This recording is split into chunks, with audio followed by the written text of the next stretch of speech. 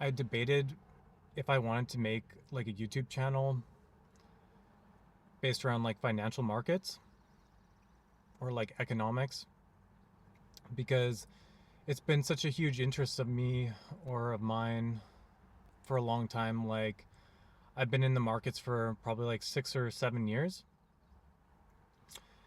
And I think it's like probably one of the most valuable skills I have.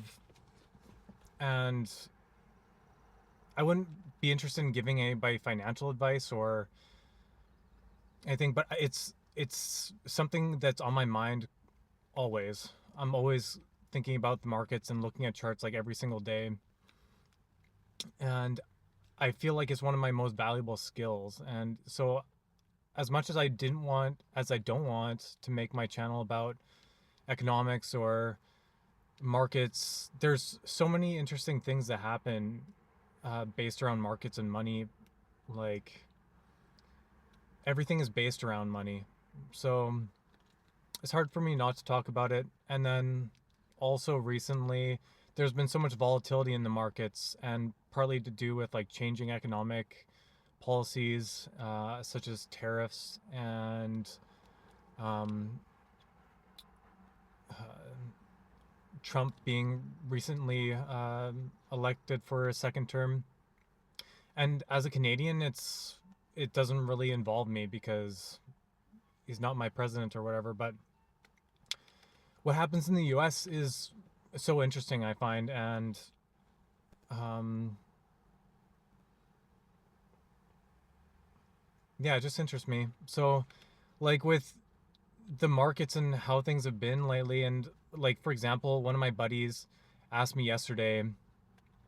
He's like pretty financially well off, and he also has an interest in markets, but he hasn't studied like charts like I have. Like I'm a price action guy, which might not make any sense to anybody, but if you ever look at a chart and you just feel confused or puzzled about like what am I looking at, it's like it's a different language, and it's a language that I've been studying for a long time now. So um what price action would be, like what it resembles, or maybe a better analogy would be how markets, whether it's like the Chinese market or like the European market, or the US stock market, whatever, any type of market, the charts will look very similar, a lot of them. And it's not because of language. It's not about language. It's about emotion. It's about like human emotion. And that's why like things will set up very similarly because, or like the charts will set up very similarly and there'll be patterns that are the same across all markets, is because it's based around human emotion. And when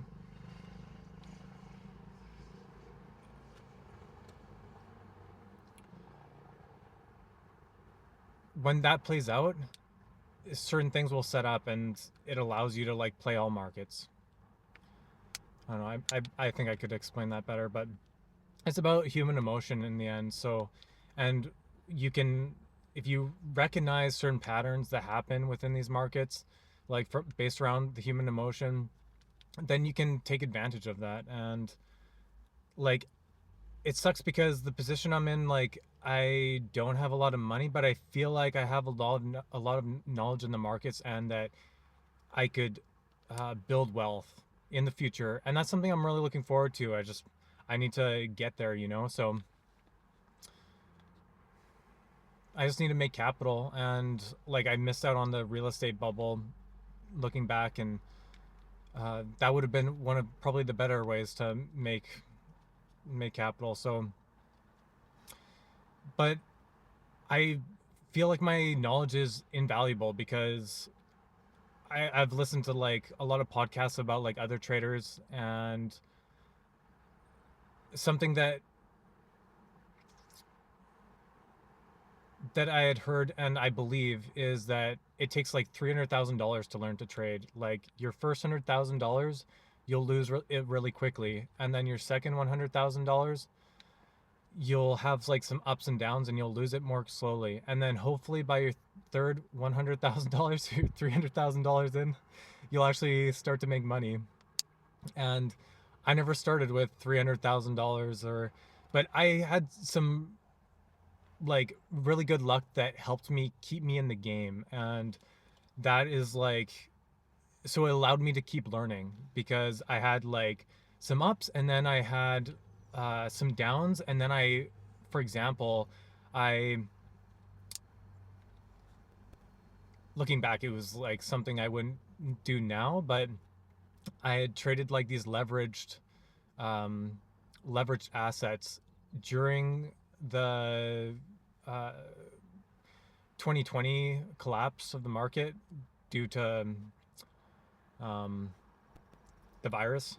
And so I had made back and even made more than what I had originally put in. And it allowed me to keep playing the game. So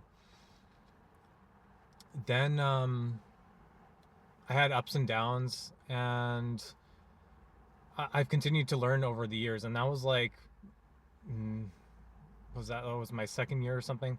I had tried many different ways to learn the markets, and um, then eventually I came upon a strategy that, not that I'm trying to sell anything, and I'm not going to talk about the strategy really, but I felt like it allowed me to actually read markets, and it's like something that I'm like so interested in and continue wanting to learn and continue to be involved in. And it's a bit frustrating as well because I don't have capital really to play with in order to utilize my skills right now.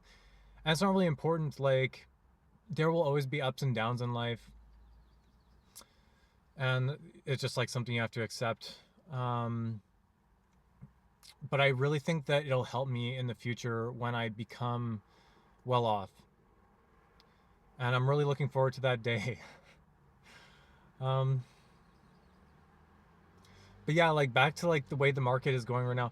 And a lot of my strategy, like when I read markets, often will be based around things that usually when there's like panic in the markets, uh, it's usually over exaggerated. And that's like a big thing around Warren Buffett's like um, quote, buy when there's blood in the streets, or be greedy when others are fearful.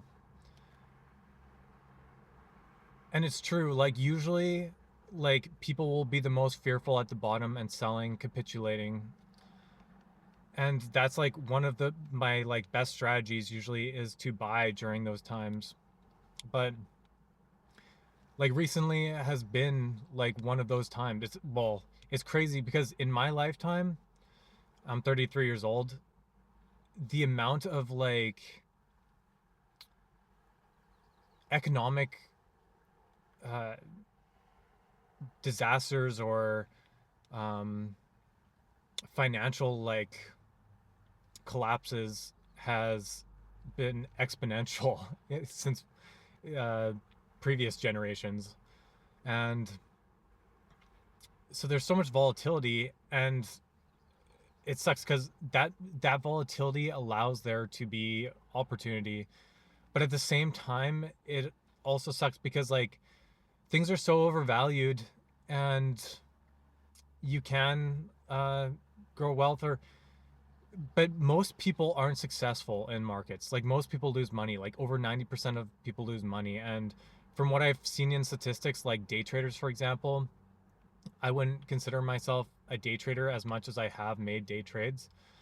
But that's like very stressful. And to be a day trader as well, like most people that uh, accomplish this or pursue this need to have another income source, because you can't just expect to support yourself, especially if you're like have under 5 years in the market, to be able to support yourself.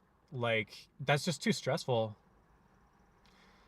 And never mind if you even have, if you have like a family or like dependents or liabilities, like you're just asking for a bad time. So like as much as like I don't want there to be, as like I don't want to like claim or base my channel around economics. I just find like things so interesting that are happening in the markets right now. Like markets behave badly or poorly when there's uncertainty. And like I pay a lot of attention to like Bitcoin, for example. Most cryptocurrency is a scam, and I wouldn't recommend getting into it. But Bitcoin is very interesting, and I do pay attention to other cryptocurrencies, as well as other markets. But some of the best charts are in cryptocurrency because there's no the market doesn't close. So, for example, like normal financial markets like the S&P 500, for example, it closes over the weekend. So when there's price fluctuations during the weekend, when it opens on Monday, there'll be gaps in the price. So there'll be like distortions in charts. And cryptocurrency doesn't close, so it's open. There's like no gaps really. It doesn't often leave gaps. It doesn't close on the weekend. So it's easier to read charts that way because you can actually see what is going on all the time. And anyway, so Bitcoin is just something I pay a lot of attention to, and or other cryptocurrencies, like I mentioned. But it's interesting because when I started realizing that there was uncertainty in the markets, like usually these things are planned out like 6 months or a year in advance. For example, if there's tax changes in the US market, they'll usually implement those things. They'll first announce them and then say, like, next tax year, they're going to implement them. So it gives people or investors an opportunity to adjust to that because markets don't like uncertainty. And when Trump started making certain policies, it caught me off guard and by surprise. And I think more experienced traders like Warren Buffett, he's been in the market long enough to realize these things or see these things. Because right now he's sitting on like $300 billion worth of cash or U.S. treasuries, and that's super impressive, if not like insider trading. Um, but he also surrounds himself with like probably some of the best traders and economic minds out there. So for me as an individual, um, I just don't have as much help as he does. So for when I started seeing like this uncertainty, for example, I'm going to use Bitcoin as the example because he did like Trump. I believe Trump's one of his things he was talking about in his speeches up to where he got elected was that he was going to make U.S. Cryptocurrency friendly place. So when it came to Bitcoin, usually I would expect like announcements like a year in advance, like I mentioned previously with economic policy. And so he did announce that he was going to like sign some kind of executive order that I can't even remember exactly what it was going to be around. It was like something like that the US was going to be a crypto friendly place or something like that, or that um, uh, the US was going to utilize crypto or something. So it was kind of vague, and usually like, and then it was like he was like, oh, I think he announced something like, we're going to sign this executive order. And then like a week later, it was like, oh, in a couple weeks, we're probably going to sign this thing. And then like, or maybe it was like in a couple days we might sign this thing, this executive order. And then it was just the day after he goes and signs it. And it was weird too because he was also like going to sign an executive order based around like something about AI investment or technology for the US. And so like I was watching like this live stream on it, and he's like, it was kind of like they tried not to build up any hype around it, which is completely understandable because you don't want um like a world leader, a respected leader, to make like hype around something that is mostly a scam. I wouldn't say Bitcoin is a scam, but cryptocurrency in general is often a scam. So when it came to him signing it, he was like, "Okay, here it is. The people have been waiting for this one long time." And then he like takes it and he's like, "Oh wait, no, this is the wrong one. This is the crypto one." And he puts it aside, and then he's like, "Oh yeah, it's this one."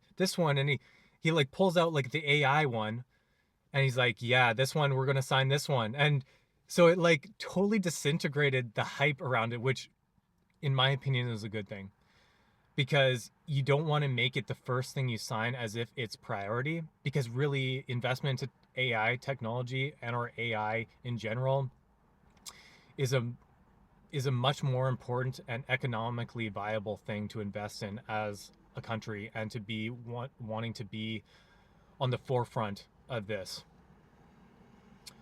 So it made sense to me why you do that, and to disintegrate hype around the subject of cryptocurrency. So then he pulls out the crypto one, and he's just like, "Okay, yeah, people have been waiting for this one too." And then he like signs it and he puts it aside, like, and it was like, "Oh, is that it? Is it over?" And there was like, you can just tell that there was no hype built up around it, and it was a very vague executive order, I believe. Like I had mentioned, like I can't even remember what it was. It was like that the U.S. was going to be a crypto friendly place in the future, or that, and like I mentioned, he said like maybe it was going to be like 2 weeks, or maybe it was going to be like 2 days, and then like the next day he was like signing it. So that doesn't allow the market to adjust like accurately or appropriately, or give the market time to adjust in general. So, and then he continued to do things like this, like with tariffs, and it was like implementing a tariff, then not implementing a tariff, or like which countries is going to implement the tariff, and then it was like, "Oh, we're going to put a pause on implementing this tariff." And I found it, like after the Bitcoin thing and during the Bitcoin thing, I started to sense like that this is very strange. And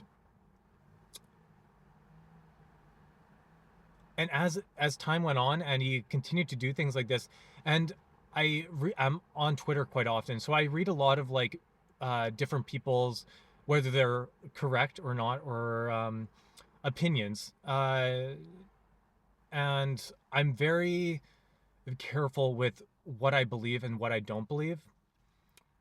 But I'll often read something and I'll be like, "That's an interesting concept. I don't necessarily believe it, but I am not going to uh, disregard it."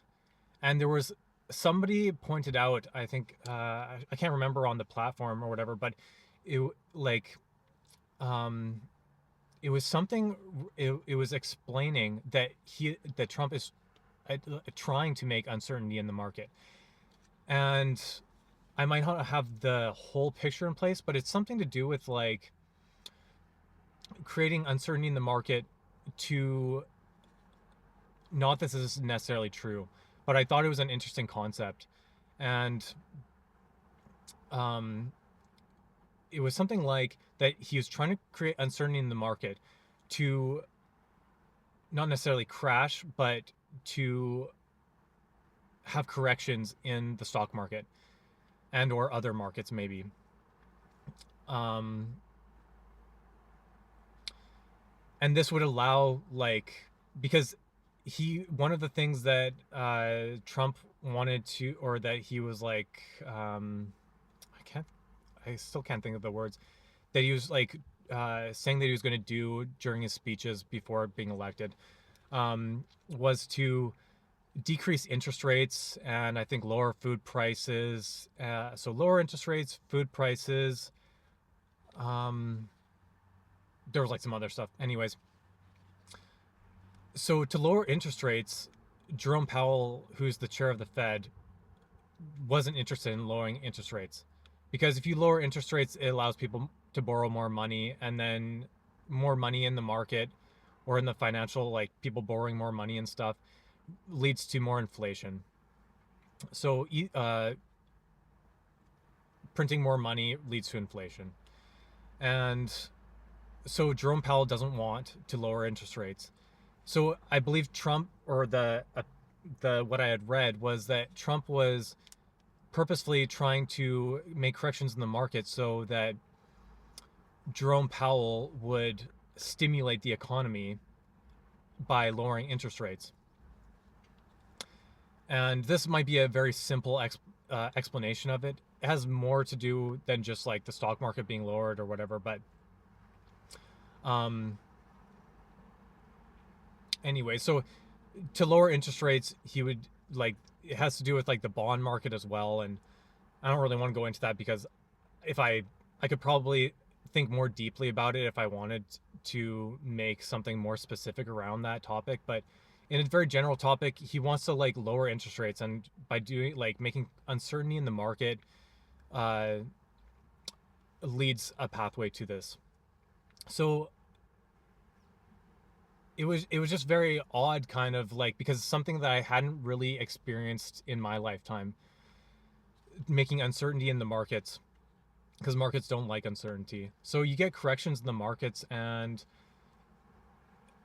it allows it allows buying opportunities potentially. But he also like, it affected the bond market because he implemented tariffs on China, and then China started selling bonds, which made interest rates go up, which is the opposite of what Trump wanted. And eventually Trump backtracked, or it's a pause potentially. He tweeted something like, it's a good time to buy. And then later on, like I think like 3 hours later, he announced that he was going to pause the tariffs on China, and the market rallied like at least like 10%. Like some things went up like 50%, or I think like Tesla went up like 15% or 50% or something.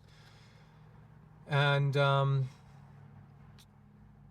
which I've seen things like this happen in the past. Like somebody makes a tweet and the market rallies, but often like people will be like, oh, like it's market manipulation, which it kind of is. But at the same time, in my opinion, often these things have very short-term effects. And so the market rallied, for example, the S&P 500 rallied like, I think like 10% or something, which it wasn't an unusual place for the S&P to go up like 10%, because it had been going down, like gapping down aggressively up to this point.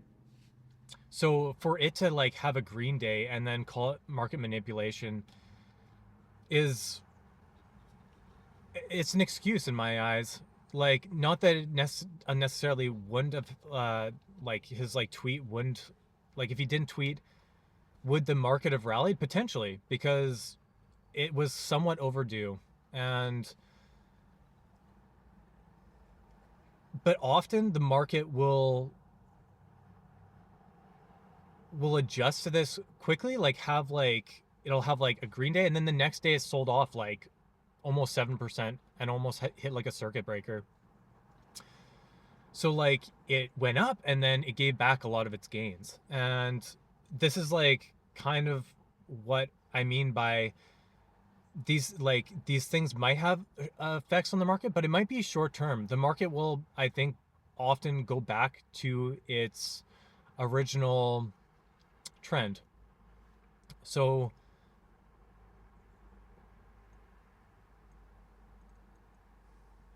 when people like are upset about this or whatever, yeah, it's like fair to be upset about something like that. But at the same time, often these things will have like short-term effects. And when I considered like why the market is actually rallying,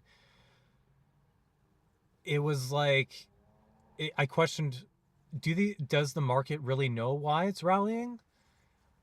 Because it wasn't like he stopped tariffs on China, and it wasn't like there wasn't more or any less uncertainty, kind of. And what I mean by that is that he didn't just cancel China, like tariffs on China. Sorry, excuse me. He didn't just cancel tariffs on China. He paused tariffs on China for 3 months. And usually this time of year is not a good time to be invested anyways. There's a saying, and it's sell in May and go away, because most traders don't trade during the summer because they're like on vacation or doing other things like with their family and or just like on vacation. They're taking a break from the market. And it's April right now.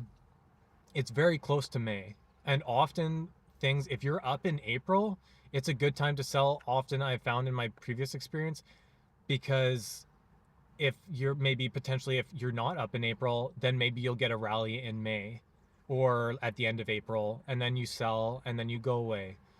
So we're we're getting like a rally in April, and then but that usually leads up to sell in May and go away. Not that this is like something you should always follow, because for example, uh, during the crash in like 2020, it was like March, I think, that the market started to rally and went on bull market. But those were like also odd times. Not that right now isn't an odd time as well.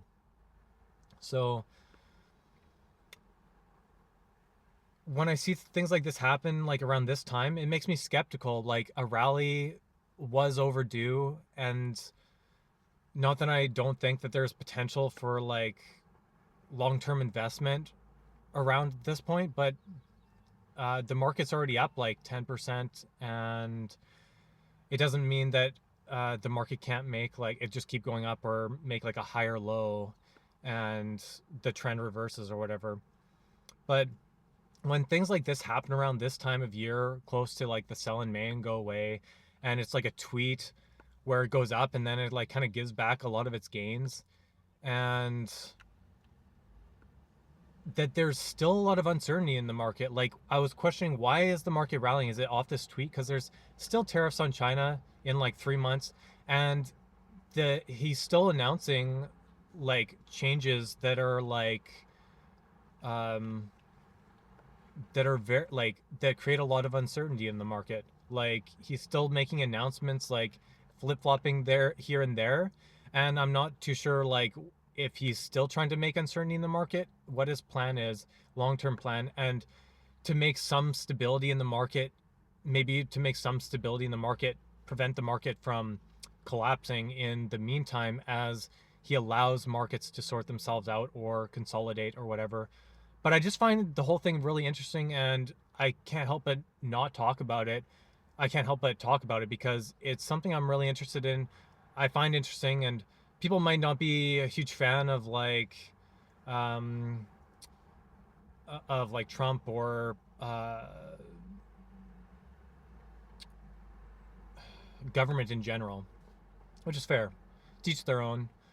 Um, but yeah, I just find the whole thing really interesting, and I want to talk about it, and kind of like, because people ask me like, what do I think of the market, and why is he like flip flopping back and forth? And of course, he can't say that. He can't tell everyone his plan, because the plan won't work then if he reveals his hand, if he reveals his cards. So I just wanted to talk about it because it's something I'm really interested in, and like maybe this isn't the content that you're interested in, but maybe it is. So if you enjoyed it, or if you're interested in seeing what else I talk about, or you just find it interesting, make sure to like or click like and subscribe. Thanks for watching.